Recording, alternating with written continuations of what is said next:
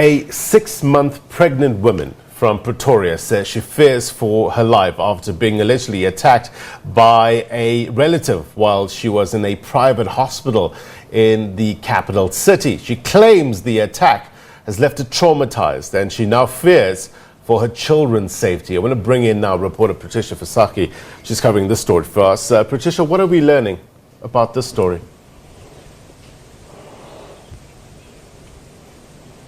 Good morning, Blaine, and to our viewers. I think it's certainly another reflection of the extent of gender-based violence in the country.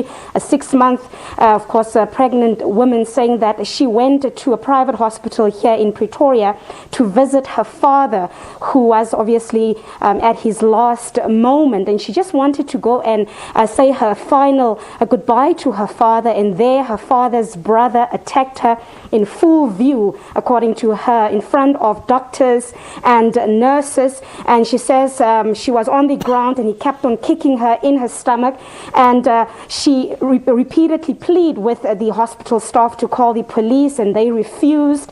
And she says now she's at this moment where she's fearing for her life. She's been trapped in this house for the whole week.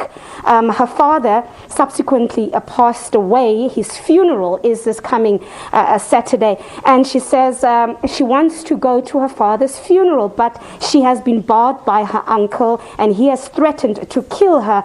And her other point is the fact that she went to the police, she opened a case, and till today there still has not been any action from the police. So hence she has actually approached the media. So let's speak to 34-year-old Montanique Capito. Montanique, sorry for what you had to go through, as you have explained to me, but explain to our viewers what happened, what's at the root of this. All right, so basically what happened is on the last week, Thursday the 5th, at 8:30, I went to go see my father. My father was literally on his last breath. There I met with my uncle, my father's brother, can't call him my uncle at this moment, at the Wilgers Hospital. And my father was at oncology.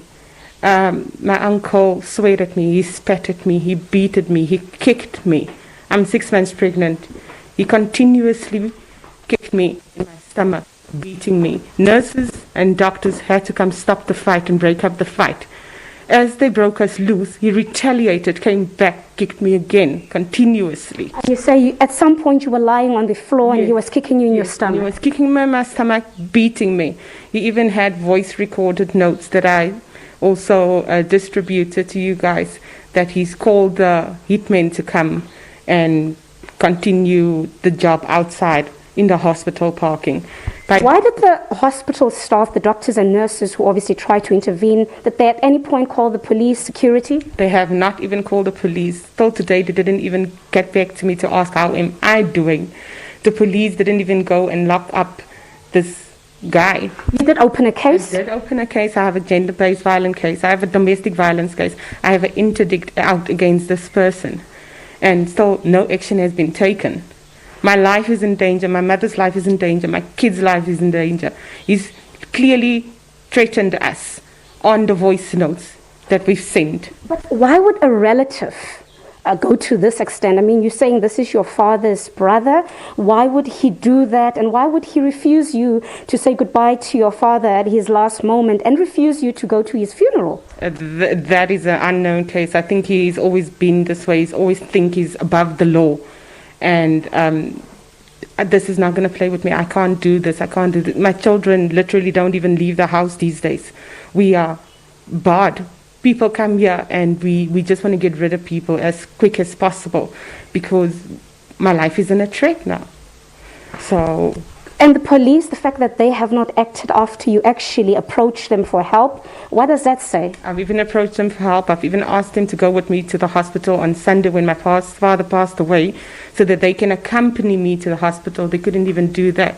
Up until today, what kind of support do I have from the police? What kind of support did I get from the hospital? I did everything I could from my side, in my power. And when you went to the police at the time, you showed them your bruises. Just to show again, you're still bruised from what you say your uncle, of course, attacked you. You were perhaps the bruises at the time were fresh. Yes. The police could see, but you're saying nothing. They didn't approach your uncle. They didn't call him, nothing. No. They asked me for his number, and they've done it only, I think it was Monday. And this happened on last week, Thursday. What would you like to see now that you have approached the media? I need justice to prevail. I need the law to be served. This can't go on like this. How many people, what do they want to see? Do you guys want to come pick up a dead body here?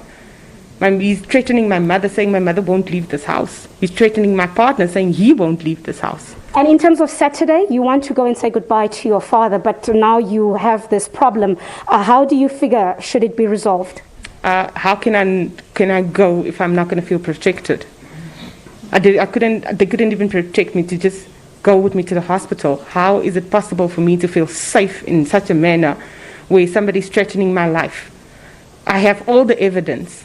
There's cameras in the hospital. Nothing was done. How is this possible? I am dumbstruck. Let's talk about the history that you have with your uncle. You're saying that it's more than that. Mm-hmm. Your uncle is actually fighting over this house. You're saying that is the root of this whole debacle. That is the root of it. He's fighting for this house. This is a house we've been staying in for 25 years, my mother and I. My father put us in this house. It's still in my father's name. And that's where the root of all evil comes from. But you're also fearing that with how he's been acting, he might throw you guys out of the house? He might, but it's going to be a long wait because we've been put in here by my father. Okay. Just in short again, it is quite concerning that a pregnant woman has been beaten. The proof is that it happened in front of witnesses who, of course, are professionals, as you said, doctors and nurses. And you went to the police, and days later, there is no action. And this is what we have seen repeatedly in our country, where police officers simply fail women in their moment of need and crisis. So if you could just make a heartfelt plea, what would you say at this moment? I need gender-based violence needs to stop. This needs to stop. People need to stop thinking they're above the law. They're above everybody. There's a group of people that think they're above everybody and they can control everybody and money can buy everything.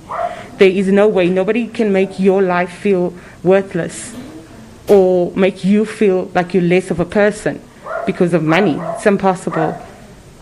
Your right needs to be taken back. All right. Thank you so much.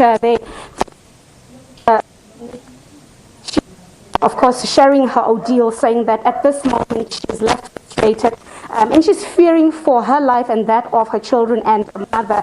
They this home, and at this moment, all her father's funeral, being attacked by her uncle, who has already attacked her. Of course, we'll have to leave the story at that and really get to the bottom of why the police have acted on this serious matter. But until then, let's link to the headlines.